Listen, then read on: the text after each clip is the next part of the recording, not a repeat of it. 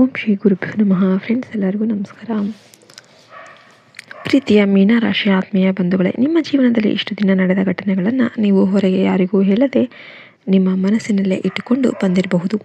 ನೀವು ತುಂಬ ಮೃದು ಸ್ವಭಾವದವರು, ಯಾರಿಗೂ ನೋವು ಕೊಡಬಾರ್ದು ಅಂತ ಯೋಚನೆ ಮಾಡುವವರು ಮತ್ತು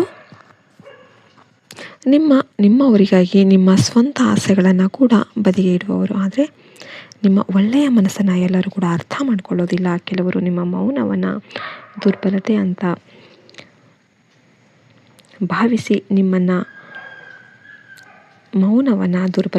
ಭಾವಿಸಿಬಿಟ್ಟು ನಿಮ್ಮ ನಂಬಿಕೆಯನ್ನು ದುರುಪಯೋಗ ಮಾಡಿಕೊಂಡಿರಬಹುದು.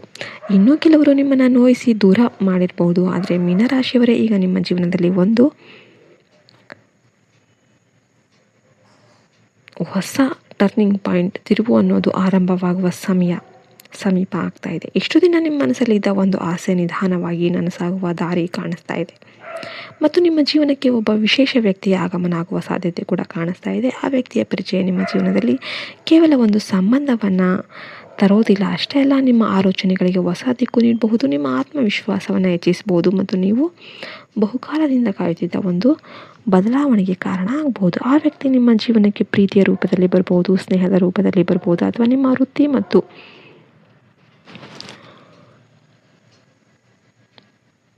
ಜೀವನಕ್ಕೆ ಪ್ರೀತಿಯ ರೂಪದಲ್ಲಿ ಅವರು ಬರಬಹುದು, ಸ್ನೇಹದ ರೂಪದಲ್ಲಿ ಬರ್ಬೋದು ಮತ್ತು ನಿಮ್ಮ ಜೀವನದಲ್ಲಿ ಒಂದು ಟರ್ನಿಂಗ್ ಪಾಯಿಂಟ್ ಆಗಿ ಅವರು ನಿಮ್ಮ ಜೀವನದಲ್ಲಿ ಟರ್ನಿಂಗ್ ಪಾಯಿಂಟ್ ಆಗಿ ನಿಲ್ಬೋದು. ಒಂದು ಸಾಮಾನ್ಯ ಭೇಟಿಯಿಂದ, ಒಂದು ಸಣ್ಣ ಮಾತಿನಿಂದ ಅಥವಾ ಒಂದು ಪರಿಚಯದಿಂದಲೇ ಅವರ ಪ್ರವೇಶ ಆಗಬಹುದು.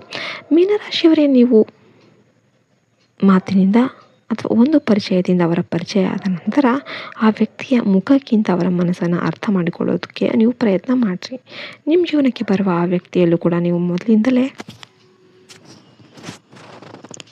ನಿಧಾನವಾಗಿ ನನಸಾಗುವ ದಾರಿ ಕಾಣ್ಬೋದು ಮತ್ತು ನಿಮ್ಮ ಜೀವನಕ್ಕೆ ಆ ವ್ಯಕ್ತಿ ನಿಮ್ಮ ಎಲ್ಲವನ್ನು ಕೂಡ ಟರ್ನಿಂಗ್ ಪಾಯಿಂಟ್ ಆಗಿ ಬದಲಾವಣೆ ಮಾಡಬಹುದು. ನಿಮ್ಮ ಮೌನವನ್ನು ಅರ್ಥ ಮಾಡಿಕೊಳ್ಬಹುದು, ನಿಮ್ಮ ಕಣ್ಣಿನಲ್ಲಿರುವ ನೋವನ್ನು ಗಮನಿಸ್ಬೋದು ಮತ್ತು ನೀವು ಕುಗ್ಗಿದಾಗ ನಿಮ್ಮನ್ನು ಮತ್ತೆ ಎಬ್ಬಿಸುವ ಮಾತುಗಳನ್ನು ಅವರು ಹೇಳಬಹುದು. ಈ ಪರಿಚಯ ಉದ್ಯೋಗದ ಸ್ಥಳದಲ್ಲಿ ಆಗ್ಬೋದು, ಫ್ರೆಂಡ್ ಮೂಲಕ ಆಗ್ಬೋದು, ಕುಟುಂಬದ ಮೂಲಕ ಆಗ್ಬೋದು, ಅಥವಾ ನೀವು ಹೊಸದಾಗಿ ಭೇಟಿ ಮಾಡುವ ಸ್ಥಳದಲ್ಲಿ ಆಗಬಹುದು. ಆರಂಭದಲ್ಲಿ ಇದು ಸಾಮಾನ್ಯ ಪರಿಚಯ ಅಂತ ಕಾಣ್ಬೋದು, ಆದರೆ ನಿಧಾನವಾಗಿ ಆ ವ್ಯಕ್ತಿಯ ಮಹತ್ವ ನಿಮ್ಮ ಜೀವನದಲ್ಲಿ ಹೆಚ್ಚಾಗಬಹುದು.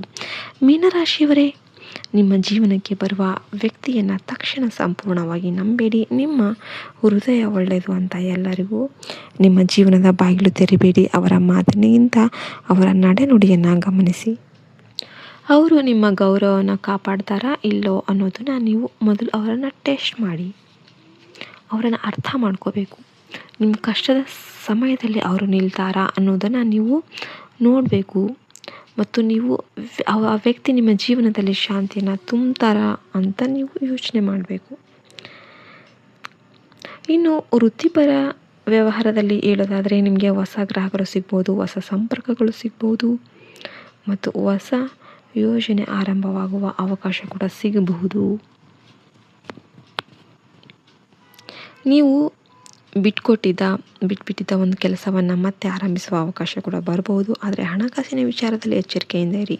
ಯಾರಾದರೂ ಬೇಗನೆ ದೊಡ್ಡ ಲಾಭ ಕೊಡ್ತೀವಿ ಅಂತಂದರೆ ಹೇಳಿದೆ ತಕ್ಷಣ ಅದನ್ನು ನಂಬೋದಕ್ಕೆ ಹೋಗಬೇಡಿ. ಯಾವುದೇ ಹಣಕಾಸಿನ ನಿರ್ಧಾರವನ್ನು ಕೂಡ ಮೊದಲು ಸಂಪೂರ್ಣ ಮಾಹಿತಿ ಪಡೀರಿ, ದಾಖಲೆಗಳನ್ನು ಪರಿಶೀಲನೆ ಮಾಡಿ. ನಿಮ್ಮ ಬ್ಯಾಂಕ್ ವಿವರಗಳು, ಪಾಸ್ವರ್ಡ್ಗಳು ಅಥವಾ ವೈಯಕ್ತಿಕ ಹಣಕಾಸಿನ ಮಾಹಿತಿಯನ್ನು ಯಾರಿಗೂ ಹಂಚಿಕೊಳ್ಳೋದಕ್ಕೆ ಹೋಗಬೇಡಿ. ನಿಮ್ಮ ಮುಂದಿನ ಯೋಜನೆಗಳನ್ನು ಎಲ್ಲರಿಗೂ ಹೇಳುವ ಬದಲು ಮೌನವಾಗಿ ಕೆಲಸ ಮಾಡಿ. ನಿಮ್ಮ ಫಲಿತಾಂಶ ಬಂದ ನಂತರನೇ ಮಾತನಾಡಿ. ಮೀನರಾಶಿಯವರೇ, ಇಷ್ಟು ದಿನ ನೀವು ಅನುಭವಿಸಿದ ಕಷ್ಟಗಳು ನಿಮ್ಮ ಜೀವನದ ಅಂತ್ಯವಲ್ಲ, ಅವು ನಿಮ್ಮನ್ನು ಮುಂದಿನ ಸಂತೋಷಕ್ಕೆ ಸಿದ್ಧಪಡಿಸಿದ ಅನುಭವಗಳು. ನೀವು ಕಳೆದುಕೊಂಡವರು ಅಂತ್ಯವಲ್ಲ, ನೀವು ಮುಂದಿನ ಜೀವನದಲ್ಲಿ ದೂರವಾದವರು.